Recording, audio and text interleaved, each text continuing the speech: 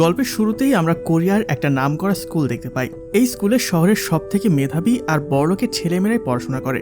তবে বাইরে থেকে স্কুলটাকে যেমনই মনে হোক না কেন, এর ভেতরে চলে এক পৈশাচিক বুলিং কর্মকাণ্ড। আর এদিকে কোরিয়ার সরকার তো বুলিং নিয়ে সবাইকে সবসময় সতর্ক করে যাচ্ছে। এরপরে আমরা একটা ছেলেকে খুব বেপরোয়াভাবে গাড়ি চালিয়ে স্কুলে ঢুকতে দেখি। তার গাড়ির দরজা খোলার জন্য আগে থেকে সেখানে একজন দাঁড়িয়ে আছে, আর এই ছেলেটার নাম হলো ইয়ং, যে গোটা স্কুলে এসব বুলিং কর্মকাণ্ডের লিডার। কোনো কারণ ছাড়াই ইদানিং সে সুজিত নামের একটা ছেলেকে প্রচণ্ড বিরক্ত করছে। দলবল নিয়ে তাকে মারধর করা থেকে শুরু করে জোর করে পচা খাবার পর্যন্ত খাওয়ায়। ইয়ং এর আসলে এতটাই সাহস ছিল যে একদিন তো সে স্কুলের অ্যানাউন্সমেন্ট রুমে গিয়ে টিচার এবং শিক্ষার্থীদের উদ্দেশ্যে বলে যে যদি কেউ লিমিট ক্রস করে তাহলে কিন্তু আমার হাতে তাকে মরতে হবে। ছাত্রছাত্রীরা তো ইয়ং এর ভয়ে পুরো কুঁকড়ে থাকতো। আর ঠিক এইরকম একটা সিচুয়েশনে তাদের স্কুলে লিসা নামের একটা সুন্দরী টিচার এসে জয়েন করে। পার্মানেন্ট টিচার হওয়ার আগে তাকে আগে 3 মাসের একটা ইন্টার্নশিপের মতো ক্লাস নিতে হবে। লিসা খুবই হাসি খুশি একটা মেয়ে, কিন্তু প্রথম থেকে সে বুঝতে পারছিল তার কলিগরা তাকে নিয়ে কানাঘুষা করছে। তবে সবার কথায় সে ঠিকভাবে কান না দিয়ে মন দিয়ে ক্লাস করতে থাকে, কারণ তাকে তো তার চাকরিটাকে পার্মানেন্ট করতে হবে। এভাবে প্রথম কয়েকটা দিন কেটে যায়। তবে লিসা আজকে যখন ওয়াশরুমে ছিল তখনই পাশে 2টা মহিলা এসে নিজেদের মধ্যে গল্প করতে করতে বলে যে লিসাকে যে শিক্ষিকার বদলে এখানে আনা হয়েছে সে নাকি কয়েক মাস আগে আত্মহত্যা করেছে। এই কথা শুনেই লিসা ওয়াশরুমের মধ্যে থেকে একটা সাউন্ড করে বসে। আর তখন সেখানে থাকা লিও নামের একটা টিচার বুঝতে পারে যে তাদের এসব কথা লিসা শুনতে পেরেছে। তাই এরপর সে লিসাকে আলাদা একটা রুমে গিয়ে তাকে সাবধান করে দিয়ে বলে যে আমাদের স্কুলে ইয়ং নামের একটা বখাটে ছেলে আছে। ও ছোটবেলা থেকে প্রচণ্ড অসভ্য। এর আগে অনেকগুলো ছেলেই ওর বুলিংয়ের শিকার হয়েছে। একটা মেয়েকে তো এমনভাবে মেরেছে যে সে চিরজীবনের জন্য পঙ্গু হয়ে গিয়েছে। ও স্কুলের বাইরে যে সমস্ত দোকানদাররা বসে তাদেরকেও গিয়ে প্রচণ্ড বিরক্ত করে। আর আমরা তো আইডিয়া করছি তোমার আগে যে টিচার ছিল তাকে ইচ্ছে করে বাধ্য করেছে আত্মহত্যা করতে। তাই তুমি প্লিজ একটু সাবধানে থেকো, আর ভুলেও কিন্তু বাচ্চাদের মারামারি বা ঝগড়ার মধ্যে নিজেকে জড়াবে না। এই 3 মাস তোমাকে সবকিছু এক কান দিয়ে শুনে এক কান দিয়ে বের করে দিতে হবে, কোনো কিছুতেই ঢোকা যাবে না। ইয়ং এর পরিবার অনেক ধনী, তার বাবা একজন ব্যবসায়ী আর মা আবার উকিল। এজন্য কোনো আইনও ইয়ং এর কিছুই করতে পারে না। তার টাকা আর পাওয়ার দুটোই আছে। কথাগুলো শুনে তো লিসা বাড়িতে এসে তার বয়ফ্রেন্ডকে সবটা খুলে বলে, আর বলে যে এরকমটা দিনের পর দিন চলতে পারে না, আমি ওদের কাউকে ছাড়বো না। লিসা পেশায় একজন আগে নামকরা বক্সার ছিল। একবার সে অলিম্পিকেও চান্স পেয়েছিল, কিন্তু কোনো একটা কারণে সে যেতে পারেনি। এরপরে লিসা তার বয়ফ্রেন্ডকে নিয়ে একটু শপিংয়ে বের হয়, আর ওখানে একটা বিড়ালের মাস্ক প্রচণ্ড পছন্দ হওয়াতে ওটাকে কিনে নিয়ে বাড়ি ফিরছিল। কিন্তু আসার পথে দেখতে পায় একটা বড় দোকানের সামনে একটা বৃদ্ধ মহিলা বসে আছে, কিন্তু ওই দোকানদার এসে তাকে অন্যায়ভাবে তাড়িয়ে দিচ্ছে। এটা দেখে তো লিসার অনেক খারাপ লাগে, তাই সে ওই মহিলার কাছে থাকা খাবারগুলো কিনে তাকে একটু সাহায্য করে। এরপর প্রথম দিন ক্লাসে লিসা সবার মন জয় করে নেয়। সে স্টুডেন্টদের সাথে এতটাই হাসি খুশি ব্যবহার করে যে সবাই তার ক্লাস পছন্দ করতে শুরু করে। কিন্তু এর পরে শুরু হয় সেই পৈশাচিক ক্লাসগুলো শেষ হওয়ার সঙ্গে সঙ্গে ইয়ন ক্লাসে থাকা সমস্ত সিসি ক্যামেরাগুলোকে টেপ দিয়ে বন্ধ করে দেয়, আর তারপর সুজিন নামের ওই ছেলেটাকে আবারও অনেক মারধর করতে থাকে। এই সব কিছু আবার লিসা দেখতে পায়, কিন্তু টিচার লিওনের কথা মতো সে প্রথমে এটাকে অ্যাভয়েড করে। কিছুক্ষণ পর যখন সে শুনতে পায় ইয়ং এবার সুজিনের মাথায় লাথি মারতে যাচ্ছে, তখন সে নিজেকে আর কোনোভাবে আটকাতে পারে না। তখন বুদ্ধি করে কোনো মতে ইয়ংকে থামিয়ে দিয়ে হাসি মুখে সে সুজানকে ওখান থেকে নিয়ে ক্লাসরুমে ফিরে আসে। কিন্তু ইয়ং তো প্রচণ্ড রেগে যায়, কারণ এই প্রথম কেউ এসে তাকে থামিয়ে দিল। তারপরে সে লিসার খোঁজখবর নিতে শুরু করে। এদিকে রাতের বেলায় বাড়িতে ফিরে এসে সুজান তো প্রচণ্ড ভেঙে পড়েছিল। তার মনে হচ্ছিল যে সে সুইসাইড করে ফেলবে, আবার মনে হচ্ছিল বক্সিং শিখিয়ে ইয়ংকে মারবে। এই ভাবতে ভাবতে তার রাতটা পার হয়ে যায়। পরদিন সকালে স্কুলে এসে সুজান এক দৃষ্টিতে টিচার লিসার দিকে তাকিয়ে থাকে। লিসা তখন ব্যাপারটা বুঝতে পেরে সুজানের সঙ্গে কথা বলার জন্য তাকে আলাদা একটা রুমে নিয়ে যায়।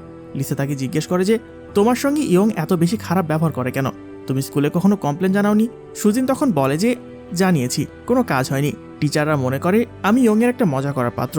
আমি তো ডিরেক্টরের কাছে বলেছি, কিন্তু সে তো কোনো অ্যাকশন নেয় নাই। উল্টো আমার গার্ডিয়ানকে ডেকে আমাকে স্কুল থেকে অন্য স্কুলে ভর্তি করার কথা বলেছে। লিসা তখন জিজ্ঞেস করে যে তুমি কি এই ব্যাপারটা পুলিশকে জানিয়েছো? সুজিন বলে আমি পুলিশকেও জানিয়েছি, কিন্তু পুলিশ নাকি ইয়ং এর বিরুদ্ধে কোনো প্রমাণই পায়নি। আর আমি যেদিন পুলিশকে কথা বলেছিলাম ওই দিনই ইয়ং আমাকে বক্সিং রিংয়ে নিয়ে গিয়ে প্রচণ্ড মারধর করেছে। সুজিন লিসার কাছে সাহায্য চায়, কিন্তু লিসা তো কিছুই বুঝতে পারছিল না, কারণ সে তো মাত্র 3 মাসের জন্য এখানে এসেছে। যেখানে ডিরেক্টর কিছু করছে না সেখানে সে কিভাবে সুজিনকে সাহায্য করবে? ঠিক ওই সময় আবার ইয়ং এর দলের 2টা ছেলে লিসা আর সুজিনকে এক রুমে কথা বলতে দেখে ওগুলো ভিডিও করে নেয়। এরপর বাড়ি ফেরার পর লিসা বারবার চিন্তা করছিল কিভাবে সে সুজিনকে সাহায্য করতে পারে। অনেকক্ষণ চিন্তাভাবনা করার পর সে ডিসিশন নেয় আগামীকাল সে সুজিনের সঙ্গে স্কুলে গিয়ে কথা বলবে। তাই পরের দিন সকালে সে স্কুলে এসে আগে ইয়ং এর সঙ্গে এই ব্যাপারে কথা বলে, আর তাকে বোঝাতে থাকে তোমার যদি কোনো সমস্যা থাকে তুমি আমার সাথে বলতে পারো। তুমি কেন শুধু শুধু স্কুলের ছেলেমেয়েদেরকে এইভাবে বিরক্ত করো? এই কাজগুলো প্লিজ করো না। তোমার জন্য স্কুলের প্রত্যেকটা ছাত্রছাত্রী অনেক ভয় পেয়ে থাকে। এখানে ইয়ং তো লিসার কোনো কথাই শোনে না, উল্টো তাকে আরো কুপ্রস্তাব দিতে থাকে।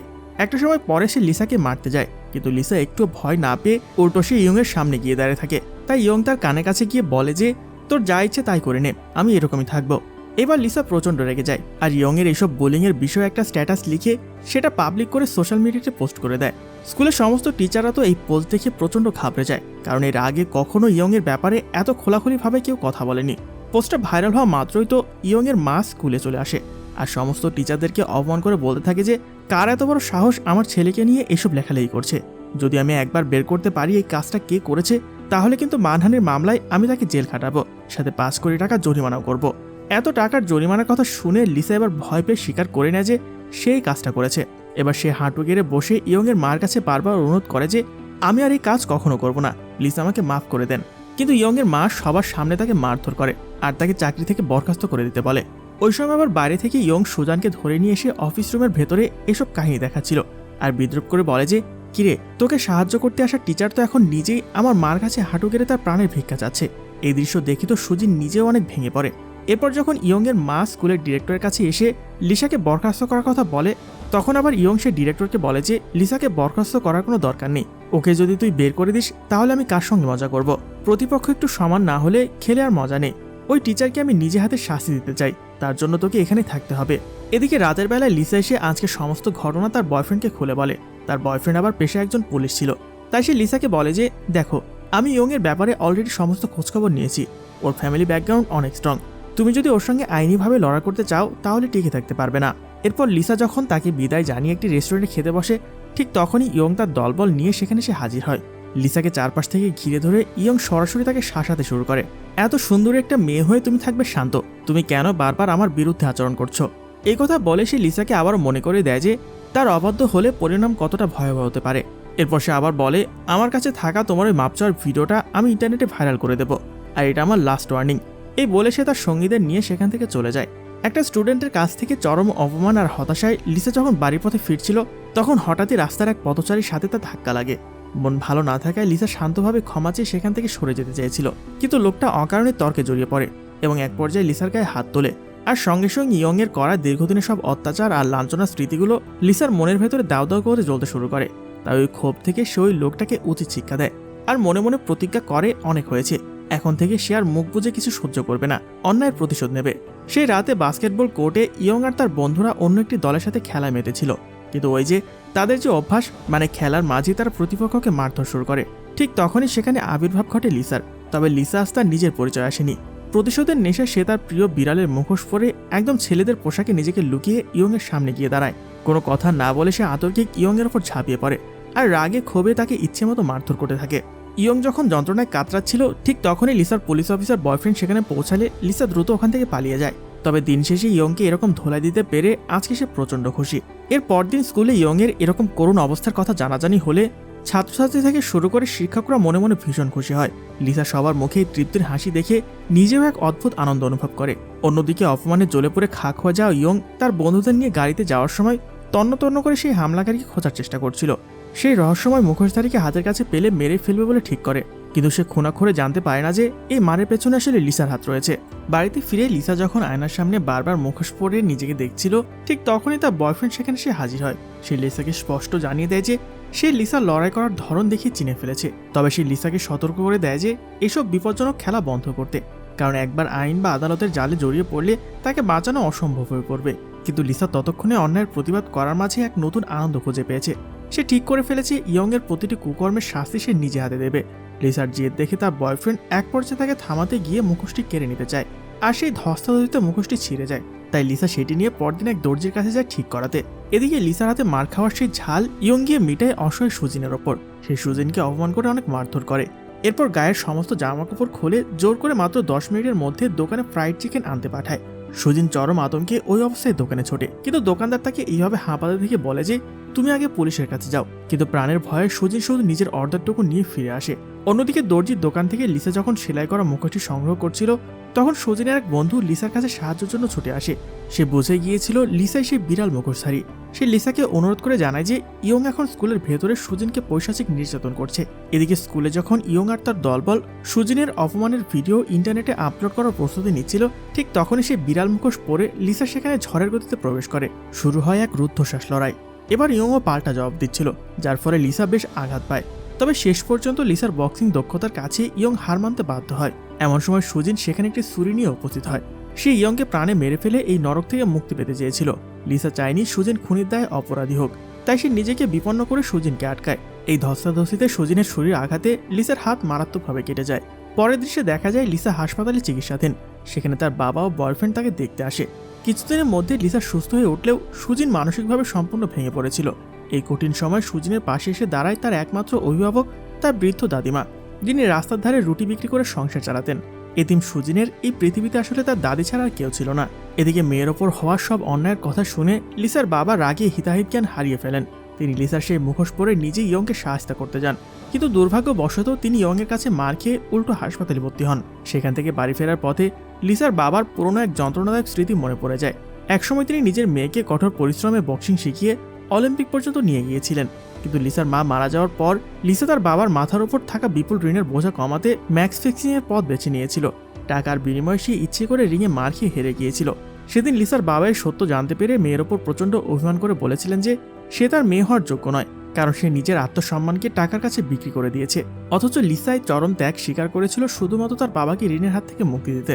বাবার মুখে এইসব কথা শুনে সেদিন লিসা অঝরে কেঁদেছিল। আর ওই দিনের পর থেকেই বাবা আর মেয়ের মাঝে এক দুর্ভেদ্য দেওয়াল তৈরি হয়েছিল, যা এখনো ভাঙেনি। দীর্ঘ সময় পর আজ সব সত্য জানার পর লিসার বাবার বুক ফেটে কান্না আসছিল। গাড়ি চালাতে চালাতে তিনি ডুকরে কেঁদে ওঠেন এবং লিসার কাছে বারবার ক্ষমা চাইতে থাকেন।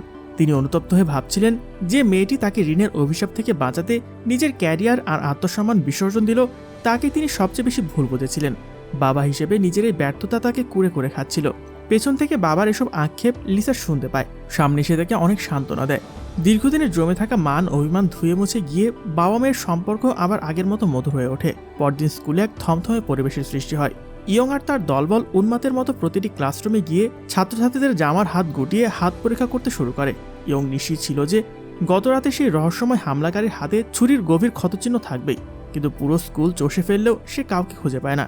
এদিকে লিসার জন্য দিনটি ছিল আনন্দের, কারণ সেদিনই তার শিক্ষকতার চাকরিটি স্থায়ী পার্মানেন্ট হয়। খুশি মনে করিডোর দিয়ে যাওয়ার সময় দূর থেকে ইয়ংয়ের তীক্ষ্ণ নজর পড়ে লিসার ওপর। লিসার চলাফেরা আর শারীরিক ভাষা দেখে ইয়ংয়ের মনে খটকা লাগে। সে লিসাকে জোর করে একটি নির্জন রুমে নিয়ে যায় এবং তার হাত চেক করতে সে অকাট্য প্রমাণ পেয়ে যায়, ছুরির আঘাতের সেই দাগটি। লিসাই যে সে মুখোশধারী তার নিশ্চিত হয়ে ইয়ং তাকে এক ভয়ঙ্কর চ্যালেঞ্জ ছুড়ে দেয়। সে লিসাকে স্কুলের বক্সিং ক্লাবে একটি ওপেন বক্সিং ম্যাচ খেলার প্রস্তুতি দেয়। ইয়ংয়ের গলায় তখন খুনের নেশা। সে সরাসরি হুমকি দিয়ে বলে, যদি চ্যালেঞ্জ গ্রহণ করিস তবে বক্সিং রিংয়ের ভেতরে সবার সামনে তোকে পিটিয়ে মেরে ফেলবো, আর যদি রাজি না হস তবে প্রতিদিন তিলে তেলে তোকে শেষ করব। লিসা কোনো মতে নিজেকে সামনে নিয়ে সেখান থেকে ক্লাসরুমে ফিরে আসে। ক্লাসে ফিরে লিসা লক্ষ্য করে সুজিন আজ অনুপস্থিত। দুশ্চিন্তায় লিসার মন কু ডাকতে থাকে। সে দ্রুত স্কুলের অফিস থেকে সুজিনের বাড়ির ঠিকানা জোগাড় করে সরাসরি সেখানে পৌঁছে যায়। সেখানে গিয়ে লিসা অবাক হয়ে দেখে সুজিনের দাদি আর কেউ নন, সে বৃদ্ধ মহিলা যাকে সাহায্য করার জন্য লিসা একদিন রাতের বেলায় তার কাছ থেকে সবকটি রুটি কিনে নিয়েছিল। সুজিনের দাদি লিসাকে দেখে যেন অন্ধকার ঘরে আশার আলো দেখতে পায়। তিনি লিসার হাত ধরে মিনতি করে বলে যে দয়া করে একমাত্র নাতিটাকে এই নরক থেকে বাঁচায়। সুজিনের খোঁজে লিসা ছাদে গিয়ে দেখে এক শিউরে ওঠার মতো দৃশ্য। সুজিন ছাদের একদম প্রান্তে দাঁড়িয়ে জীবনের সব মায়া ত্যাগ করে আত্মহত্যার প্রস্তুতি নিচ্ছিল। লিসা তখন বুদ্ধি করে অত্যন্ত স্থিরভাবে তাকে বুঝিয়ে শুনিয়ে মৃত্যুর মুখ থেকে ফিরিয়ে আনে। নিজের এমে লিসা তাকে প্রশ্ন করে কেন সে দিনের পর দিন এই অমানবিক অত্যাচার সহ্য করছে, কেন সে স্কুল ছেড়ে অন্য কোথাও চলে যাচ্ছে না। তখন অশ্রুসিক্ত চোখে সুজিন তখন লিসাকে এক দারুণ সত্য জানায়। সে বলে যে একবার ইয়ং তার দলবল নিয়ে সুজিনের দাদির ওপর হামলা করেছিল। দাদিকে বাঁচাতে গিয়ে সুজিন সেদিন রুখে দাঁড়ায়, আর তখন থেকে সে ইয়ংয়ের প্রধান লক্ষ্যবস্তু হয়ে ওঠে। ইয়ং তাকে স্পষ্ট জানিয়ে দিয়েছে যে সুজিন যদি তাদের কথা মতো না চলে বা স্কুল ছাড়ার চেষ্টা করে তবে তারা তার দাদিকে মেরে ফেলবে। দাদির প্রাণের মায়ায় সুজিন নিজেকে ইয়ংয়ের দাসী পরিণত করেছে।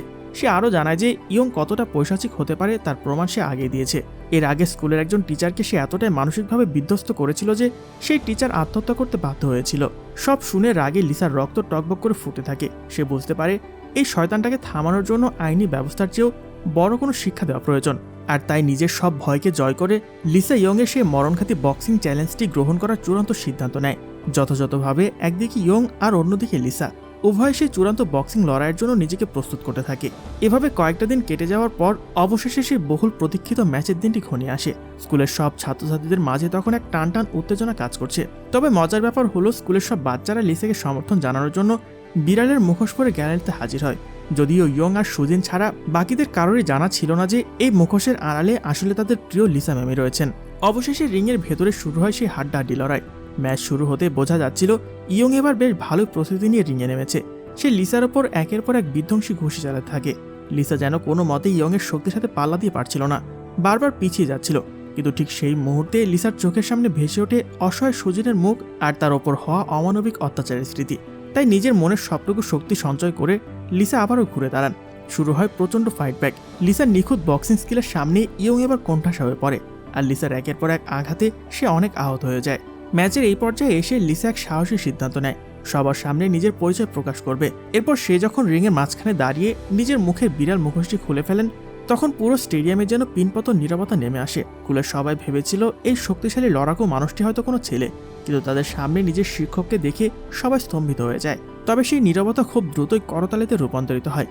ইয়ং এর অত্যাচারে অধিষ্ঠিত ছাত্রছাত্রীরা সবাই তাদের প্রিয় টিচারের নামে চিৎকার করে তাকে সমর্থন জানাতে থাকে। সবার এই ভালোবাসা দেখে লিসার আত্মবিশ্বাস আরও বেড়ে যায়।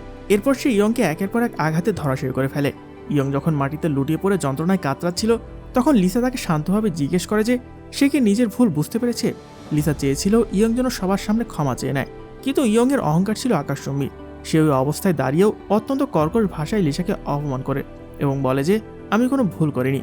তার এই চরম অধ্যত্ব দেখে লিসা তাকে শেষবারের মতো এক সজোরে আঘাত করেন এবং মাথা উঁচু করে স্টেডিয়াম থেকে বেরিয়ে যায়। সবার সামনে ইয়ং এর এমন অপমান আর পরাজয় দেখে সাধারণ শিক্ষার্থীদের মনে জমে থাকা দীর্ঘদিনের ভয় ভেঙে যায়। এক এক করে সবাই পুলিশের কাছে ইয়ং এর বিরুদ্ধে অভিযোগ দিতে শুরু করে। কয়েকদিনের মধ্যেই এই ঘটনাটি পুরো দেশ জুড়ে আলোচনা কেন্দ্রবিন্দুতে পরিণত হয় এবং ভিডিওটি ভাইরাল হয়ে যায়। পুলিশ কোনো উপায় না পেয়ে ইয়ংকে গ্রেপ্তার করে। এমনকি সংবাদ সম্মেলনের সময় ইয়ং এর কোনো অনুশোচনা ছিল না। সে চিৎকার করে সাংবাদিকদের বলতে থাকে যে বড়লোক হিসেবে গরিবদের উপর অত্যাচার করাটা তার জন্মগত অধিকার। একটি কিশোর ছেলের এমন বিকৃত মানসিকতা দেখে আদালত তাকে আর রেহাই দেয়নি।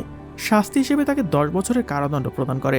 গল্প শেষে আমরা দেখতে পাই লিসা এখন শুধু স্কুলের শিক্ষকই নন, বরং এক নতুন সংগ্রামের কাণ্ডারি।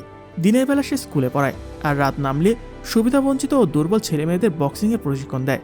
সে চায় প্রতিটি বাচ্চা যেন আত্মরক্ষা করতে শেখে, যাতে ভবিষ্যতে আর কোনো ইয়ং তাদের র্যাগিং বা মানসিক নির্যাতন করার সাহস না পায়।